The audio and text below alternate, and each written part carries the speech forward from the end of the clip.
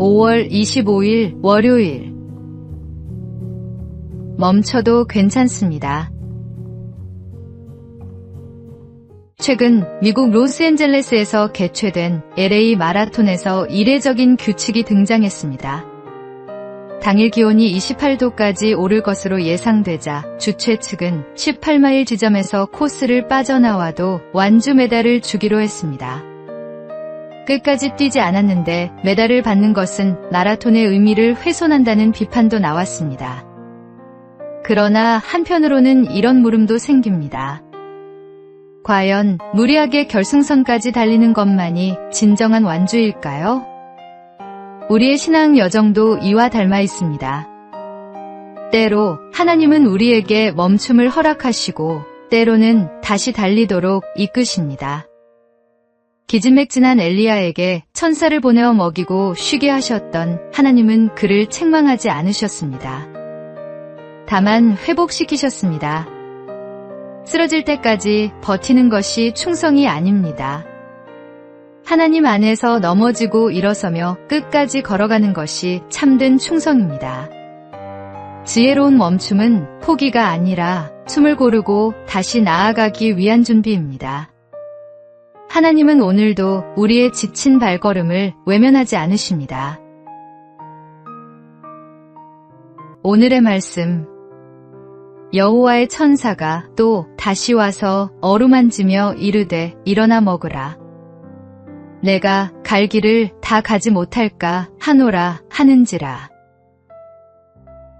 오늘의 만나. 지금 지쳐 멈추고 싶은 자리에 있습니까? 그 자리를 실패로 여기지 마십시오. 하나님은 회복시키신 후 반드시 다시 길을 열어주십니다.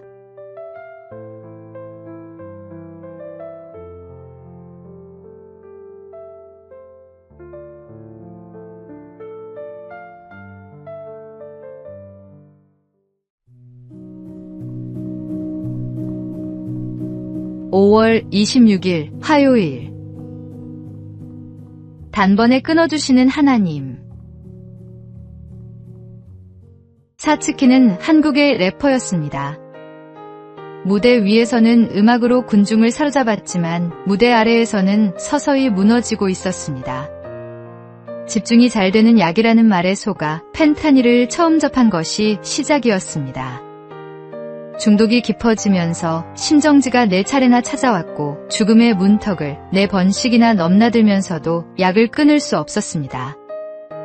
더 이상 버티기 힘들어진 그는 영등포의 한 건물 옥상에 올랐습니다. 삶을 포기하려 했던 그 자리에서 한 가지 말이 떠올랐습니다. 똑같이 중독되어 있던 지인이 하나님을 믿고 모든 약을 끊었다는 소식이었습니다. 그 말 하나만 붙들고 그는 교회 문을 두드렸습니다. 설교하는 목사님을 보는 순간 그는 압도당했고 수년간 수차례의 재활로도 끊지 못했던 것을 하나님은 그 자리에서 단번에 거두어 가셨습니다.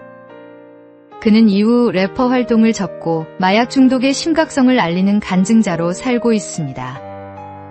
인간의 힘으로 도저히 불가능한 것을 하나님은 너무 쉽게 단번에 이루어 주십니다.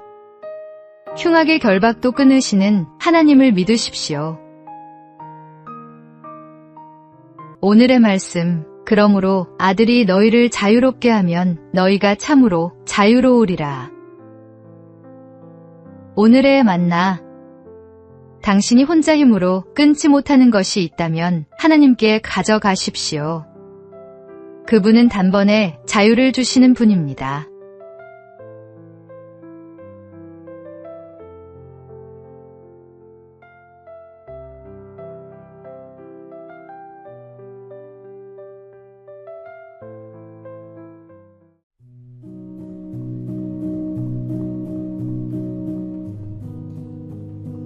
(5월 27일) 수요일.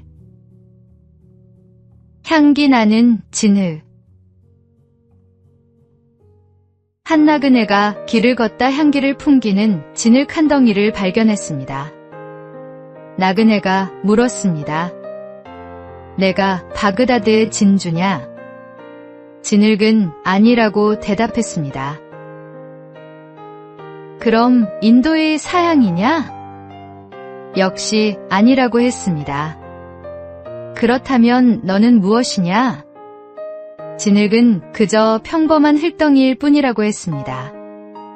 그런데 어디서 이 향기가 나오는 것이냐? 진흙이 대답했습니다. 제가 오랫동안 백합화 곁에 있었기 때문입니다. 백합화가 뿌리를 내리고 꽃을 피우며 오랜 세월을 함께한 까닭에 보잘것없는 진흙에도 아름다운 향기가 배어든 것입니다. 우리도 다르지 않습니다. 하나님께서는 흙으로 사람을 빚으시고 그 코에 생기를 불어넣으셨습니다. 본래 우리는 그 진흙과 같은 존재입니다. 그러나 주님이 우리 삶에 뿌리를 내리시고 우리 곁에 머무실 때 우리도 모르는 사이 그분의 향기를 닮아가게 됩니다. 억지로 꾸미지 않아도 함께한 시간이 우리를 빚어가는 것입니다. 향기는 억지로 만들어지지 않습니다. 오래 머문 자리에서 자연스럽게 피어나는 것입니다.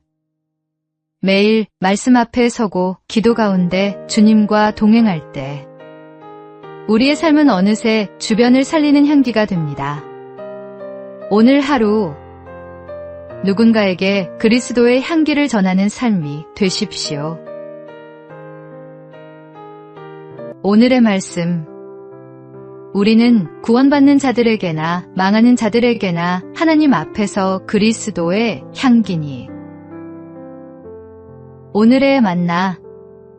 주님 곁에 깊이 뿌리 내릴수록 우리의 일상은 그분의 향기로 채워집니다. 오늘 하루를 주님과 함께 시작하십시오.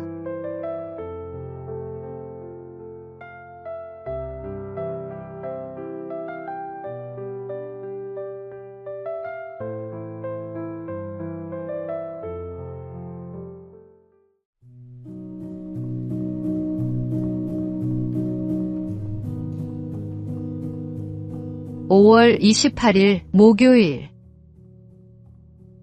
버튼만 누르면 됩니다. 한 선교사가 탄광촌을 방문하여 책임자에게 구원에 대해 설명했습니다. 그러자 책임자가 고개를 저으며 말했습니다. 그저 믿기만 하면 구원을 얻는다니 너무 쉬운 것 아닙니까? 도무지 믿어지지 않습니다. 선교사가 물었습니다. 오늘 갱에 내려가셨습니까? 그렇습니다. 어떻게 내려가셨습니까? 버튼을 누르면 승강기가 오르내리니 그걸 타고 내려갔지요. 그것뿐입니까? 물론입니다. 석탄 회사가 이미 많은 돈을 들여 승강기를 설치해 놓았으니 저는 그저 타고 버튼만 누르면 되는 걸요. 선교사는 빙그레 웃으며 말했습니다. 바로 그것입니다. 하나님께서는 우리를 위해 독생자 예수 그리스도를 십자가에서 대신 죽게 하셨습니다. 이미 모든 것을 이루어 놓으셨으니 우리는 그 공로를 믿기만 하면 됩니다. 십자가의 승강기는 이미 놓여 있습니다. 믿음의 버튼만 누르시면 됩니다. 구원은 우리의 노력으로 얻는 것이 아닙니다. 주님께서 이미 값을 치르셨습니다. 우리가 할 일은 단 하나, 그 은혜를 믿고 받아들이는 것입니다. 오늘의 말씀. 주 예수를 믿으라. 그리하면 너와 내 집이 구원을 받으리라 하고. 오늘의 만나. 혹시 구원이 너무 거창하게 느껴져 망설이고 있지는 않습니까?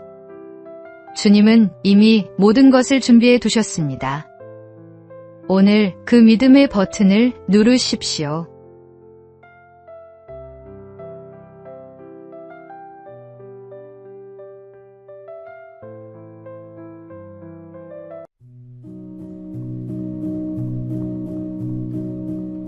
(5월 29일) 금요일. 성서조선 15년의 씨앗. 일제강점기 조선의 김교신이라는 교사가 있었습니다. 그는 일본 유학 중 말씀에 눈을 뜬 뒤 귀국하여 양정고보에서 지리와 박물을 가르쳤습니다. 그에게는 매달 꼭 지켜야 할 일이 하나 있었습니다. 동지들과 함께 펴내는 잡지 성서조선의 발행이었습니다. 이 잡지는 수익은커녕 매달 자비를 털어야 하는 일이었습니다. 주변에서는 그만하라 권유했습니다. 선생님, 그 돈과 시간을 다른 데 쓰시면 얼마나 낫겠습니까? 김교신은 답했습니다. 조선 사람에게 성경을 읽히는 것. 그것이 내 삶의 이유입니다. 흔들리지 않는 대답이었습니다. 그는 총독부의 탄압을 받으면서도 15년 동안 잡지를 놓지 않았습니다. 결국 1942년 성서조선은 폐간되고 그는 옥에 갇혔습니다. 그러나 그가 말씀으로 키워낸 제자들은 훗날 이 땅의 교회와 사회 곳곳에서 빛을 발했습니다. 말씀을 붙드는 일은 결코 손해처럼 보였습니다. 그러나 그 헌신이 한 시대를 밝히는 씨앗이 되었습니다. 당신의 중심에 말씀이 서 있다면 그것으로 충분합니다. 하나님께서 친히 열매를 맺어 가실 것입니다. 오늘의 말씀. 내 입에서 나가는 말도 이와 같이 헛되이 내게로 되돌아오지 아니하고 나의 기뻐하는 뜻을 이루며 내가 보낸 일에 형통함이니라. 오늘의 만나. 말씀을 붙든 손은 언제나 하나님의 손과 맞닿아 있습니다. 오늘 그 손을 놓지 마십시오.